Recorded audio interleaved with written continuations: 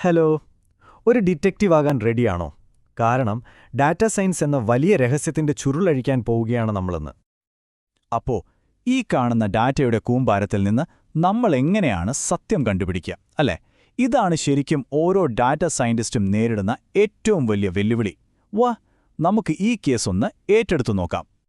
അപ്പോൾ ഈ കേസ് തെളിയിക്കണമെങ്കിൽ നമ്മളൊരു ഡിറ്റക്റ്റീവിനെ പോലെ തന്നെ ചിന്തിക്കണം. നമ്മുടെ മുന്നിലുള്ള ഡാറ്റയുണ്ടല്ലോ, അത് ശരിക്കും പറഞ്ഞാൽ ഒരു ക്രൈം സീൻ പോലെയാണ്. ഓരോ ചെറിയ കാര്യവും നമ്മൾ സൂക്ഷിച്ച് പരിശോധിക്കണം. ശരി, അപ്പോൾ നമ്മുടെ ഒന്നാം ഭാഗം ഡേറ്റ, അതായത് നമ്മുടെ ആധുനിക ക്രൈം സീൻ. ഏതൊരു ഡിറ്റക്റ്റീവും ആദ്യം ചെയ്യുന്നതുപോലെ നമുക്കും ഈ ക്രൈം സീൻ ഒന്ന് മനസ്സിലാക്കി തുടങ്ങാം, അല്ലേ? എന്താണ് ഈ ഡേറ്റ? എങ്ങനെയൊക്കെയാണ് ഇതിനെ കാണാൻ പറ്റുക? അപ്പം നോക്കൂ, പ്രധാനമായും രണ്ട് തരം തെളിവുകളാണ് നമുക്ക് കിട്ടുക. ഒന്ന് സ്ട്രക്ചേർഡ് ഡേറ്റ, പേര് പോലെ തന്നെ ഒരു കേസ് ഫയല് പോലെ എല്ലാം ഭയങ്കര ഓർഗനൈസ്ഡ് ആയിരിക്കും. കൃത്യമായ പട്ടികകൾ, വരികൾ, അങ്ങനെയെല്ലാം. ഇനി രണ്ടാമത്തേത് അൺസ്ട്രക്ചേർഡ് ഡേറ്റ. ഇത് നേരെ തിരിച്ചാണ്. ശരിക്കും കുഴഞ്ഞുമറിഞ്ഞ ഒരു ക്രൈം സീൻ പോലെയാണിത്. ചിതറിക്കിടക്കുന്ന ഇമെയിലുകൾ, ഫോട്ടോകൾ, അങ്ങനെ ഒരു ഘടനയുമില്ലാത്ത കാര്യങ്ങൾ. ഈ വ്യത്യാസം മനസ്സിലാക്കുന്നത് ഭയങ്കര പ്രധാനമാണ് കേട്ടോ. സ്ട്രക്ചേർഡ് ഡാറ്റ എന്ന് പറഞ്ഞാൽ എല്ലാം നല്ല അടുക്കും ചിട്ടയിലായിരിക്കും. അപ്പോൾ അതിൽ നിന്ന് കാര്യങ്ങൾ കണ്ടുപിടിക്കാൻ എളുപ്പമാണ്. പക്ഷേ അൺസ്ട്രക്ചേർഡ് ഡാറ്റയുടെ കാര്യം അങ്ങനെയല്ല. അതിന് ഒരു പ്രത്യേക ഘടനയില്ലാത്തതുകൊണ്ട് അതിൽ നിന്ന് വിവരങ്ങൾ ചികഞ്ഞെടുക്കാൻ കുറച്ചധികം പണിയെടുക്കേണ്ടി വരും. ഓക്കെ, അടുത്ത ഘട്ടത്തിലേക്ക് കടക്കാം. രണ്ടാം ഭാഗം തെളിവുകൾ വൃത്തിയാക്കൽ. അപ്പോൾ നമ്മുടെ കയ്യിലിപ്പോൾ ഡേറ്റയുണ്ട്, പക്ഷേ ഒരു പ്രശ്നമുണ്ട്. ഒരു റിയൽ ക്രൈം സീൻ പോലെ തന്നെ ഈ ഡേറ്റയും മിക്കവാറും അലങ്കോലമായിരിക്കും. അതുകൊണ്ട് തെറ്റായ നിഗമനങ്ങളിലേക്ക് പോവാതിരിക്കാൻ നമ്മൾ ആദ്യം തന്നെ ഈ തെളിവുകളൊക്കെ ഒന്ന് വൃത്തിയാക്കണം. ഒന്ന് ആലോചിച്ച് നോക്കിക്കേ, നിങ്ങൾ ഒരുപാട് കഷ്ടപ്പെട്ട് കുറേ തെളിവുകളൊക്കെ ശേഖരിച്ചു. പക്ഷെ അതിലെ ഏറ്റവും പ്രധാനപ്പെട്ട ചില ഭാഗങ്ങൾ മിസ്സിംഗ് ആണ്, അല്ലെങ്കിൽ ചിലതൊക്കെ തെറ്റാണെന്ന് നിങ്ങൾക്ക് മനസ്സിലാവുന്നു. അപ്പോൾ നിങ്ങൾ എന്തു ചെയ്യും? ഇതൊന്ന് നോക്കൂ. നമ്മുടെ ഒരു പ്രധാന സാക്ഷിയാണ് രാജ്. പക്ഷെ ആളുടെ ശമ്പളം എത്രയാണെന്നുള്ള ഭാഗം കാലിയാണ്, ഒന്നുമില്ല അവിടെ. ഈ ഒരൊറ്റ വിവരമില്ലാത്തതുകൊണ്ട് ചിലപ്പോൾ നമ്മുടെ മുഴുവൻ വിശകലനവും തെറ്റിപ്പോകാം. ഇതിനെയാണ് നമ്മൾ മിസ്സിംഗ് ഡാറ്റ എന്ന് പറയുന്നത്. വലിയൊരു തലവേദനയാണിത്. അപ്പം നമ്മുടെ ഡാറ്റ ഡിറ്റക്റ്റീവ് എന്തു ചെയ്യും? ശരിക്കും പറഞ്ഞാൽ കുറച്ച് വഴികളുണ്ട്.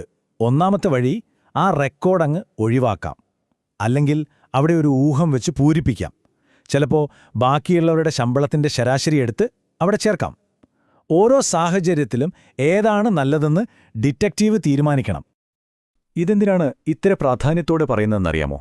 കാരണം യഥാർത്ഥ ലോകത്തിലെ ഡേറ്റ എന്ന് പറയുന്നത് എപ്പോഴും ഇങ്ങനെയായിരിക്കും. കുറേ ഭാഗങ്ങൾ കാണില്ല, ചിലത് തമ്മിൽ ഒരു ബന്ധവും ഉണ്ടാവില്ല. അങ്ങനെയുള്ള വൃത്തിയില്ലാത്ത ഡേറ്റ വെച്ച് നമ്മൾ എന്ത് കണ്ടുപിടിച്ചാലും അത് തെറ്റാകാനാണ് സാധ്യത. അതുകൊണ്ട് നല്ല തീരുമാനങ്ങൾ എടുക്കണമെങ്കിൽ നല്ല ക്ലീൻ ഡേറ്റ അത്യാവശ്യമാണ്. ഇപ്പോൾ ഇതൊന്നും നോക്കിക്കേ, ആ കാണാതായ ശമ്പളം നമ്മൾ ശരാശരി വെച്ച് പൂരിപ്പിച്ചു. കണ്ടോ മാറ്റം? ഇപ്പോൾ നമ്മുടെ കയ്യിൽ പകുതി വെച്ചുള്ള തെളിവല്ല ഉള്ളത്, മറിച്ച് നമുക്ക് മുന്നോട്ട് പോകാൻ പറ്റുന്ന ഒരു പൂർണ്ണമായ ചിത്രം കിട്ടി. അതാണ് ഡേറ്റ ക്ലീനിങ്ങിൻ്റെ ഒരു പവർ. ഓക്കെ, അപ്പോൾ നമ്മുടെ മൂന്നാം ഭാഗം പ്രധാന തുമ്പുകൾ കണ്ടെത്തൽ. നമ്മുടെ കയ്യിലുള്ള തെളിവുകളൊക്കെ ഇപ്പോൾ ക്ലീനാണ്. പക്ഷെ ഇപ്പോഴൊരു പ്രശ്നമുണ്ട്. ഈ കാണുന്ന ഒരുപാട് വിവരങ്ങൾക്കിടയിൽ കേസിന് ശരിക്കും ആവശ്യമുള്ളത് ഏതാണ്? അതാണ് അടുത്ത പടി. ഈ ബഹളത്തിനിടയിൽ നിന്ന് നമുക്ക് വേണ്ട തുമ്പുകൾ മാത്രം അരിച്ചെടുക്കണം. ഈ പ്രോസസ്സിനെയാണ് നമ്മൾ ഡേറ്റ റിഡക്ഷൻ എന്ന് വിളിക്കുന്നത്. ഇത് ശരിക്കും ഒരു ഡിറ്റക്റ്റീവ് ചെയ്യുന്നത് പോലെ തന്നെയാണ്. ആവശ്യമില്ലാത്ത 100 കാര്യങ്ങൾ ഒഴിവാക്കി കേസിന് ഏറ്റവും പ്രസക്തിയുള്ള കാര്യങ്ങളിൽ മാത്രം ശ്രദ്ധ കേന്ദ്രീകരിക്കുന്നില്ലേ? അതുപോലെ നമ്മളും ഡേറ്റയെ അതിന്റെ ഏറ്റവും പ്രധാനപ്പെട്ട ഭാഗത്തേക്ക് ചുരുക്കിക്കൊണ്ടുവരുന്നു.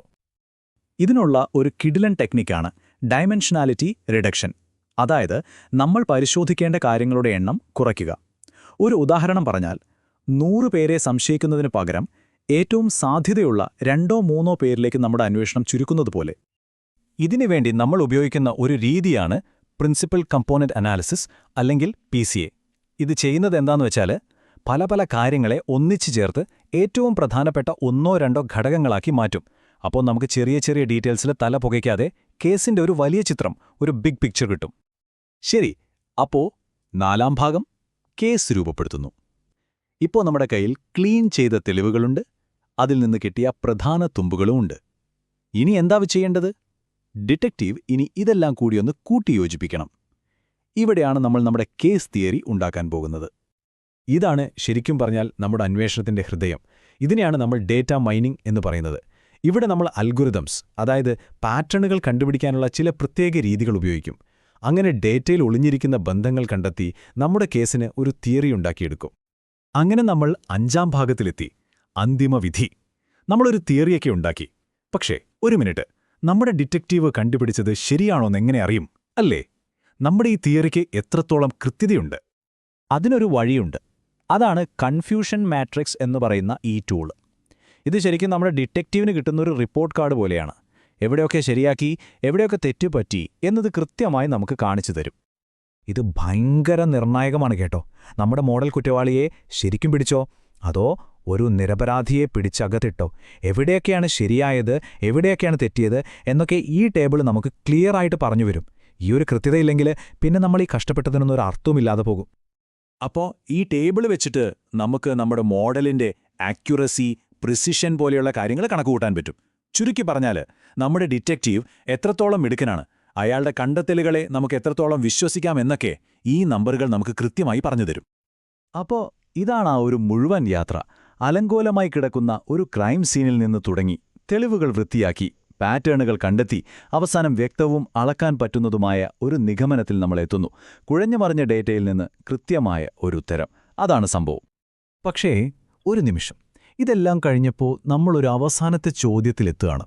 ഒരുപക്ഷെ ഏറ്റവും പ്രധാനപ്പെട്ട ചോദ്യം. നമ്മൾ ഡാറ്റയിൽ നിന്നൊരു പാറ്റേൺ കണ്ടുപിടിച്ചു, ശരി. പക്ഷേ ആ പാറ്റേൺ തന്നെ ന്യായമല്ലാത്തൊന്നാണെങ്കിലോ? കാരണം ഒന്നോർക്കണം, നമ്മൾ ഉപയോഗിക്കുന്ന ഡേറ്റ എത്രത്തോളം നല്ലതാണോ അത്രയും നമ്മുടെ കണ്ടെത്തലുകളും നന്നാവുകയുള്ളൂ. ഡേറ്റയിൽ തന്നെ മുൻവിധികളുണ്ടെങ്കിൽ നമ്മുടെ നിഗമനങ്ങളിലും ആ മുൻവിധികൾ വരും. അപ്പോൾ ഒരു ഡേറ്റ ഡിറ്റക്റ്റീവ് എന്ന നിലയിൽ ശരിയായ ഉത്തരം കണ്ടെത്തുന്നതുപോലെ തന്നെ പ്രധാനമാണ് ആ ഉത്തരം നീതിയുക്തമാണെന്ന് ഉറപ്പുവരുത്തുന്നതും. ഒരുപക്ഷെ അതാണ് ഏറ്റവും വലിയ കേസ്.